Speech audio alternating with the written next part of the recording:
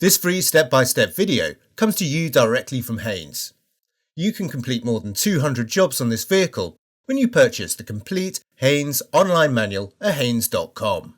Front brake pads renewal.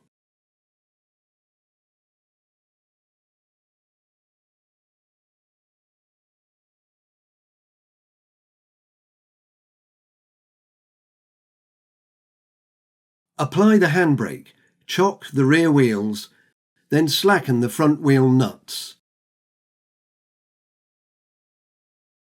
Jack up the front of the vehicle and support it on axle stands.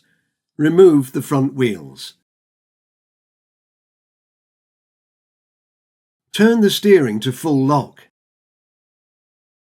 Slacken the cap on the brake fluid reservoir and place a cloth around the cap to soak up any fluid that may escape as the brake pistons are retracted.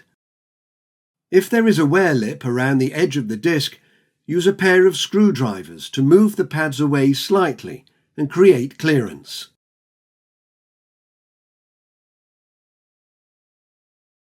Using a pair of pliers, remove the split pins from the inner end of each pad retaining pin, then carefully withdraw the pad retaining pins, recovering the anti-rattle springs as they are released.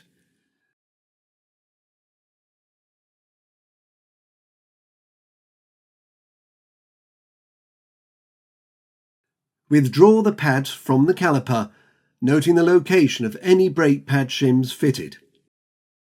Remove dirt and dust from the caliper, but take care not to inhale it. Clean the caliper. Carefully remove any rust from the edge of the brake disc. Push the pistons fully back into the caliper body, ideally using a piston retraction tool, although a G-clamp or similar will suffice. Provided that the master cylinder reservoir has not been overfilled with hydraulic fluid, there should be no spillage. But keep a watch on the fluid level while retracting the piston. If the fluid level rises above the max level line at any time, the surplus should be siphoned off or ejected via a plastic tube connected to the bleed screw. Apply a thin smear of high-temperature brake grease or anti-seize compound to the sides of each new brake pad's metal backing and to those surfaces of the caliper body which bear on the pads. Do not allow the lubricant to foul the friction material. Fit the new pads in the caliper.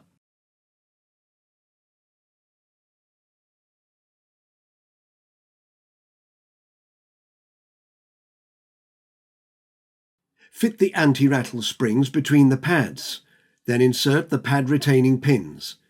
Make sure each pin passes through its anti-rattle spring and both pads.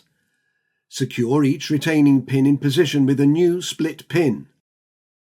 Hook the pad spring clips over the upper guide pin as shown. Then fit the lower guide pins and springs. Fit the new upper and lower guide split pins, then check that all components have been fitted correctly. Depress the brake pedal repeatedly until the pads are pressed into firm contact with the brake disc and normal non-assisted pedal pressure is restored. Turn the disc to ensure the new pads are not binding.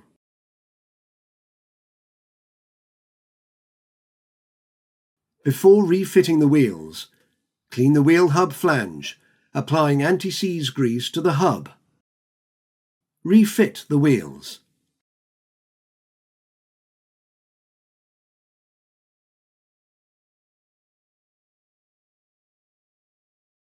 Jack up the car, remove the axle stands, then lower the vehicle to the ground and tighten the wheel nuts to the specified torque setting.